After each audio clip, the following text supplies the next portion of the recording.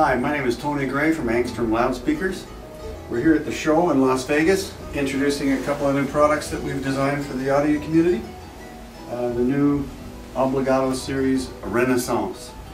And these products are designed, built in Canada, engineered over a few years to solve many problems that we learned about as we started to design higher performance products.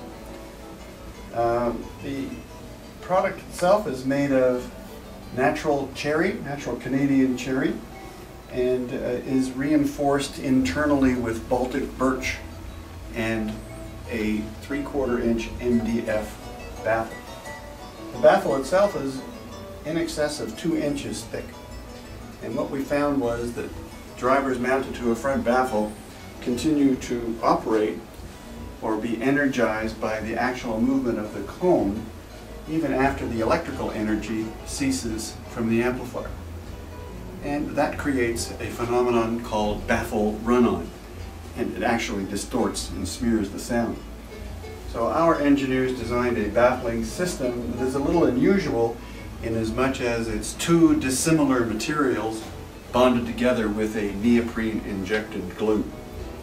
We've eliminated for the most part the baffle run-on, which creates a much cleaner sound source to listen to.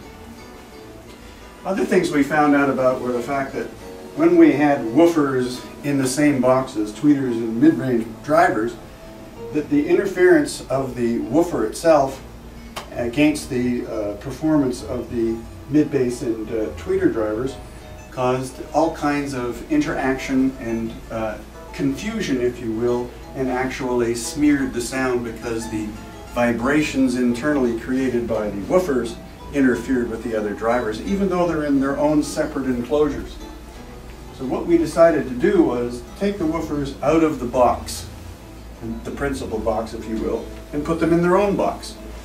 And there are other manufacturers who feel that this solution is extremely beneficial, one of them being Wilson, who manufacture very, very expensive and wonderful products. And they too eliminate the woofer from the tweeter, but they do it in a little bit different way. We found that this offers a much, much more satisfactory sound presence, if you will, for the audiophile person.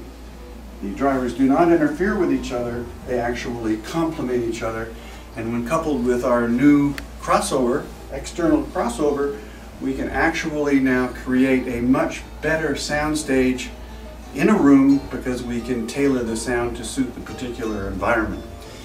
Environments are clearly the most difficult things for the audio engineer, and specifically a speaker engineer, because every room is different and every engineer and designer tries to build a speaker which is identical to the next one. So we put an identical speaker in all kinds of different environments and they all sound different. So with this process of having our own external crossover and our arrangement of our drivers and speakers the way you see them here, we're able to do a much better job of having a loudspeaker that interacts much better in many different rooms. I'd like to point out that this speaker here is not a traditional, what you would call, subwoofer. In fact, there is no such thing as sub-bass. There's bass, but there's no sub-bass. The terminology that created, quote, the subwoofer came from somewhere, and I honestly couldn't tell you where. But we don't manufacture, quote, subwoofers. We manufacture low-frequency transducers. And what we do is we try to make sure that all of the loudspeaker systems that we make have a frequency range, not response, that is extremely linear, which means that the output at each or any individual frequency is the same, or flat.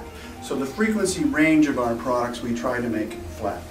A lot of engineers, because of the room problems I told you about before, actually create loudspeakers with response curves or frequency range that is actually elevated at both ends, the high frequency and the low frequency.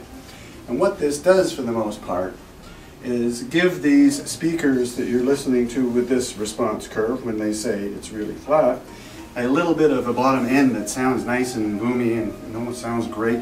Also nice tingly high frequencies, and it's all very wonderful. But in reality it is an artificial enhancement, because some of the music that you're listening to, that you're playing back, does not have any bass, and it doesn't have all these tingly high frequencies. So what happens is you're not listening to the real music the way it was recorded. You're actually listening to the music the way the speaker engineer decided that you should listen to it. We don't do that. We don't have anything that artificially influences the bass response or the high frequency response. We try to make that frequency range as linear as possible, so if there is bass in the program, you hear it, and if there isn't, we don't make it for you. So, all of the products that we try to make have clearly one grand thing in mind, and that is to make the response as linear as possible with no artificial bubbles or artificial tingles or artificial flair to make it artificial. We try to make everything as real as possible. So when you're auditioning a loudspeaker, make sure that you find out whether or not the operational range that you're being presented is indeed linear, or whether or not there is a boost in the bottom end to make the bass sound boomier or what you might perceive as better, or whether the high frequency has been enhanced by making it all nice and bright. The law of physics dictates a lot of the things that speaker engineers do. And if you take a look at this little speaker here, which is a bookshelf version, but you could put it on a stand as it's displayed here. These loudspeakers are the ones that most loudspeaker engineers try to get lots of bass from. So these are the ones that really have an artificial frequency range, and they produce, oh, fantastic bass, when indeed they don't produce fantastic bass at all. It's artificially induced.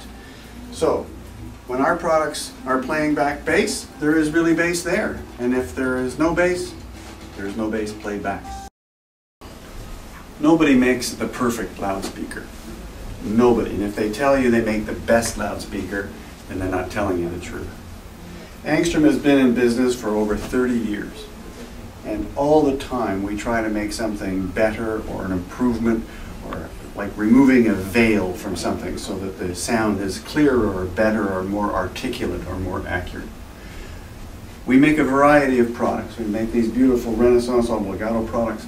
And we also make a complete line of on-wall products. On-wall loudspeakers for home theater or in areas or spaces where you don't have the room, and an on-wall speaker would work well. We also make in-wall and in-ceiling loudspeakers. And in all of these categories of products that we make, the same brain, the same attention to detail, the same idea, the same philosophy always holds true. We try to make it a little bit better every time, and we make constant, continual changes in everything that we do just to make them better. But remember, nobody's perfect, and there is no perfect loudspeaker. Enjoy!